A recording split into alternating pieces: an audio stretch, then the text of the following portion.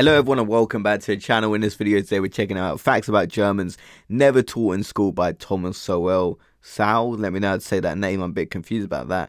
But yeah, we don't really learn much about Germany besides World War II. That's all we kind of learn about in history class. We don't really learn about much else related to Germany. So let's kind of get into this video for today. Let's go.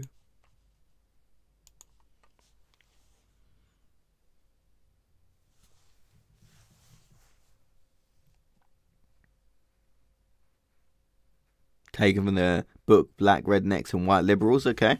Germans are an old people. Their language is centuries older than English, French, Spanish, or Italian. But the history of a dozen years has cast a long shadow over the thousands of years of their existence as a people. The rule of Hitler and the Nazis from 1933 to 1945 not only sealed the fate of the Germans of that generation, it has colored the way Germans have been seen since then, as well as the way the previous history of Germans has been seen. German intellectual figures, social traditions, and political movements in centuries past that were once seen in the context of their own times are now often seen as precursors of Nazi totalitarianism or of the Holocaust. Was all of German history leading up to Hitler? Or were the Nazi years simply a tragic aberration on a monumental scale? The collectivization of Germans in the minds of others. I do think this is a good point because we typically learn about, that is mainly what we learn about World War II, and there's a tragedy that happened, one of the most horrifying events in history ever, like literally. So, but it does erase a lot of German history before that because we don't learn about it. Obviously, stuff that happened 200 years ago, 300 years ago, that obviously doesn't relate to Hitler. So we kind of should learn about it. I don't know why we don't kind of go back further and learn about it in school. Has had major consequences in the real world, quite aside from its impact on intellectual conceptions of this people. At the end of the Second World War, millions of people of German ancestry living outside the Reich in various parts of Eastern Europe and the Balkans were sent back to Germany, even though many of these families had been living where they were for centuries, and many of the individuals sent back to Germany had in fact never seen Germany. Winston Churchill protested these mass expulsions of millions of Germans on a scale grievous and undreamed of, and said, "We must banish revenge against an entire race from our minds." In order to assess the 12 fateful years of the Nazi regime and its relationship to German culture and history in general, we must first review that history and that culture. Germans, as a people, have extended well beyond the boundaries of present-day Germany, not only in Europe, but in overseas settlements in the Western Hemisphere and as far away as Australia. The extent to which these far-flung settlements could be considered German, and for how long, depends of course on the extent to which German culture persisted among them, and whether or not that culture was linked to the German nation-state. To assess that, we need to see, at least in outline, some of the prominent features of the culture and values historically associated with Germans. Moreover, the features of German culture stand out in sharper relief against the cultures of the surrounding peoples, such as the Slavs of Eastern Europe or the British and French to the west. Long before German societies became industrialized, Germans were skilled craftsmen in many fields. Germans were known for brewing beer in Roman times, and Germany today produces more beer than any other country in Europe. Yeah, I was just about to say that. Germany is still kind of known for their amazing beer today. People of German ancestry have set up breweries as far away as Australia and China, the famous Tsingtao beer of China having been created by Germans there. The leading American brands of beer, Budweiser, Coors, and Miller, were likewise all created by people of German ancestry. German breweries in Buenos Aires drove English beer out of the market there. In the Brazilian state of São Paulo, the only producers of beer in the early 20th century were Germans. Beer brewing Germans are not simply a stereotype. German craftsmen also pioneered in making pianos and took this skill with them to other countries. The first pianos in Colombia. Okay, I didn't know about them making pianos and being skilled in that area. That is something I learned. I didn't know. Oh, beer makes sense, but pianos is a bit surprising. Who also led the way in building pianos in Australia, Russia, France, and England. German craftsmanship also created optical products that made such firms as Zeiss, Schneider, Rodenstock, and Voigtlander world leaders in high-quality lens production. The leading lens-making firm in the United States was founded by two German immigrants named Bausch and Lomb. Printing was another area in which Germans led the way. Gutenberg introduced printing with movable type in Europe, and centuries later, Germans set up the first printing press in the Western Hemisphere. Wow. When printing presses began to spread from Western Europe into Eastern Europe, they spread first into German enclaves in the East, because here were concentrated people who could read. Germans also pioneered in map making. The name America was given to the Western Hemisphere by a German map maker. Really? They came up with the name America. Okay, that is really surprising. Like, I'm learning a lot from this video that I was not expecting to hear about. The pianos, the beer one, I feel everyone kind of knows. But them actually giving the name America to the Western Hemisphere, that took me by surprise. Mining was another area in which Germans became renowned as far back as the 16th century. Copper mines in Britain were opened up by Germans, as were silver mines in Mexico, Spain, and Norway, in addition to the German mining communities in the Balkans already noted. German craftsmanship in metal created the first armor and swords manufactured in Mexico, as well as the renowned Kentucky rifle, which was in fact made by Germans in Pennsylvania. For thousands of years, Germans excelled in military operations.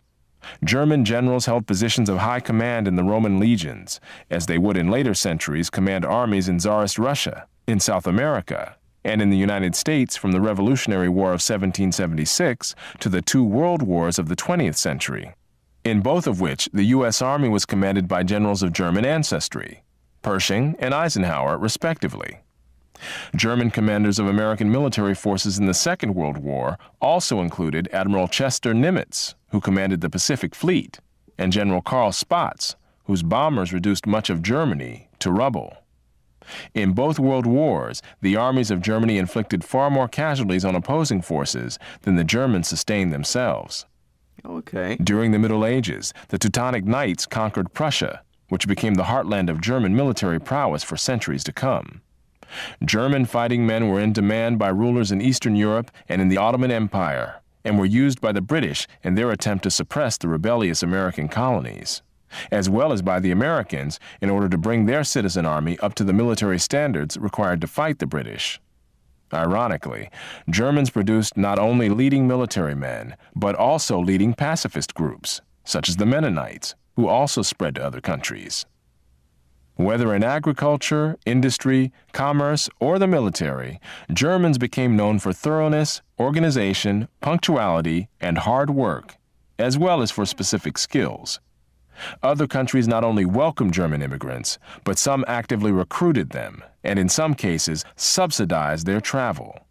Not only in Eastern Europe, but also in developing nations in the Western Hemisphere and in Australia, Germans were recruited to pioneer in opening up undeveloped wilderness. Wherever Germans settled around the world, there were newspapers printed in German.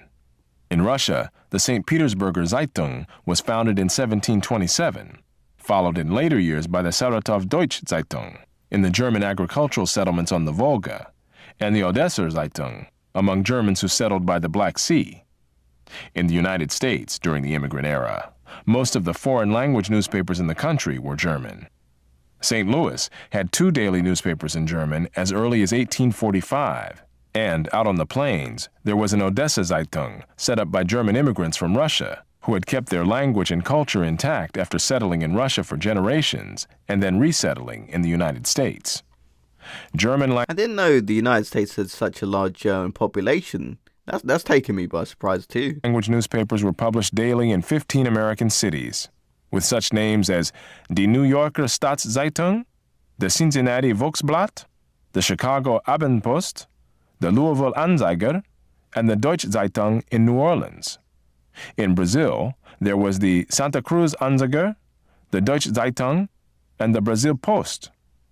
Elsewhere in South America, there were the Argentinisches Tagblatt and the Deutsche Zeitung für Paraguay, among others. In the Australian city of Adelaide, the Australische Zeitung was still being published in the late 20th century. These German-language newspapers in countries around the world were just one indication of the persistence of German culture among people settled for generations, or even centuries, in other countries. German settlers in Australia built houses and communities in the style that they had been used to in their homeland. A German traveler in 19th century Australia wrote of an immigrant settlement there. There are German public houses, a German drugstore, German doctors, stores, blacksmith, carpenter, school, church. In fact, everything is German. The traveler would believe himself in some little village of the old country between the Rhine and the Oder. A rural village in Argentina was described this way by a visitor in 1967. I entered the church and heard something I did not remotely expect in this distant place. Traditional German hymns of Holy Week, sung in... See, I don't know if it's like a rumor about the Germans in Argentina, but that's what we hear. You guys have to clear this up. I mean, about after the war, they'd flee to Argentina, some of the high-ranking members and stuff like that. In typical Volga German style, in which each voice remains distinct. I looked around. Men, women, and children were in their Sunday dress. Some of the women wore scarves.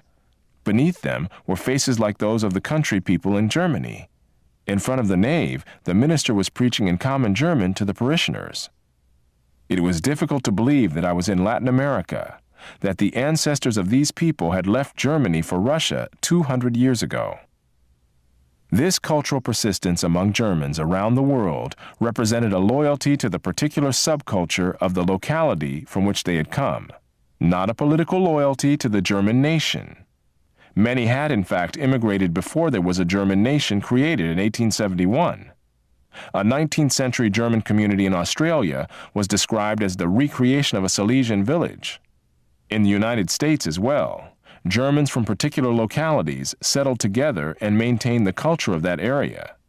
Frankfort, Kentucky, was founded by Germans from Frankfurt, Germany, and Grand Island, Nebraska. Okay, so that makes a lot of sense, actually. I mean, Frankfurt, Kentucky, Frankfurt, Germany. Okay, I would never connect to the two, but when he explained it, that makes complete sense. Was founded by Germans from Frankfurt, Germany, and Grand Island, Nebraska by Schleswig-Holsteiners. Lomira, Wisconsin was settled almost exclusively by Prussians from Brandenburg, while the nearby towns of Hermann and Theresa were settled by Pomeranians. Even among Germans who immigrated from Russia to the United States, those who came from the Volga settlements established their own communities in the Plain States, distinct from the communities in those states established by those Germans who came from the Black Sea settlements. Even when they resettled again in California, the Volga Germans and the Black Sea Germans settled separately, the former around Lodi and the latter around Fresno. How long and to what extent the Germans remained culturally separate varied with circumstances. Rural enclaves tended to remain culturally insular longer and more completely than was the case when Germans settled in urban communities that included people of other nationalities and cultures. Where the Germans were the numerically predominant urban group, as they were for centuries in much of Eastern Europe, they could assimilate the local population, or at least its upwardly mobile elements, to the German culture. But where the Germans were greatly outnumbered, and especially where the great majority of the German immigrants were male, then interactions among groups, including intermarriage, eroded the German culture.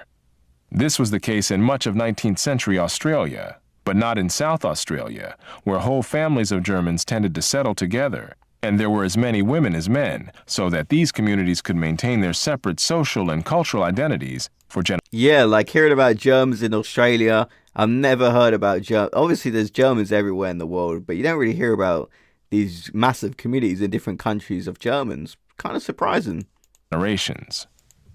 It was much the same story in Brazil, where there was very little intermarriage with members of the local population living near German agricultural communities well into the 20th century, while in cities and in some rural areas where there were more diverse populations, acculturation and assimilation became more common. Yet even living in cities with large numbers of people from other backgrounds did not automatically lead to rapid assimilation. In New York City, where 90% of the population was non-German, in the early 20th century, most people of German ancestry nevertheless married other people of German ancestry. That changed over the years, but not immediately or rapidly. This cultural cohesiveness was seldom accompanied by political cohesiveness or group identity politics. Germans were usually not very politically active in any case, and they tended to be underrepresented among career politicians. Where German political leaders arose in other countries, it was seldom as representatives of ethnic Germans in those countries. In the United States, for example, those people of German ancestry who did achieve prominence in politics, the Muhlenbergs in the 18th century, Karl Schurz and John Peter Altgeld in the 19th, and Herbert Hoover and Dwight D. Eisenhower in the 20th century, did so as representatives of the American people at large, rather than as spokesmen for ethnic German interests. There were similar patterns in other countries. In Australia, Germans tended to be underrepresented in politics, and those Germans who achieved political office were elected from constituencies where there were few Germans, as well as from constituencies where Germans were the predominant population. In Russia, the presence of Baltic Germans in high positions in the Tsarist government was of no benefit to the Volga Germans or the Black Sea Germans, in whom these German officials took no interest and whom they looked down on as peasants. In Brazil, Germans long remained politically apathetic until after the Second World War, when they began to elect more deputies.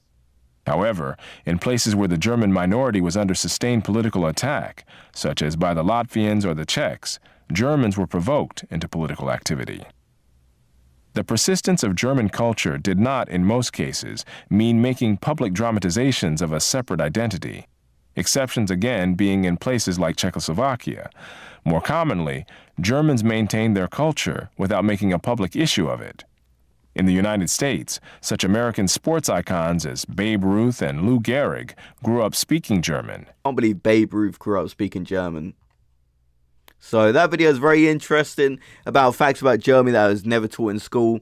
Typically, we learn about World War II. We also learn a bit about World War I. But there's tons of stuff we didn't know. Like, obviously, there's Germans in every country now. But to learn about these German communities all the way back in the 19th and 20th century, going to Australia, a massive population in the United States, which is kind of surprising. The fact that Frankfurt, Kentucky was founded by people from Frankfurt, Germany, does kind of make sense when you say it like that, but I probably would have never connected the two.